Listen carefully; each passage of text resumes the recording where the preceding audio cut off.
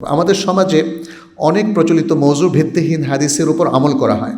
এই সময় এসে আমরা সবাই কম বেশি তা জানি, কিন্তু তা জানা সত্ত্বেও আমাদের সমাজের ওলামায়ে কেরামগণ কেন তা অবগত করছেন না, বরং অনেক ভিত্তিহীন হাদিসের উপরই তারা আমলের উৎসাহ দিয়ে থাকে। এ ব্যাপারে সাধারণ মানুষের করণীয় কী?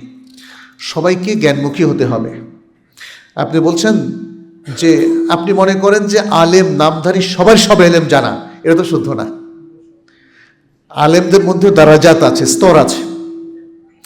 অনেক লোক আছে যে কিছুই জানে না, বাট নামে আলেম। তাদের পড়তে হবে অনেক। আমরা তাদেরকে বলবো যে তারা যেন পড়াশোনা করে। আপনারাও পড়াশোনা করবেন, কারণ ইসলামের বেসিক নলেজ তো আপনাদেরকে অর্জন করতে হবে নাকি? আপনি যদি বলেন কিয়ামতের দিন জিজ্ঞাসিত হওয়ার পরে যে আল্লাহ ইমাম সাহেবের দোষ, এতে কোনো কাজ হবে না। ইমাম সাহেব তার দায়িত্ব পালন করছেন, আপনি আপনার দায়িত্ব পালন করবেন।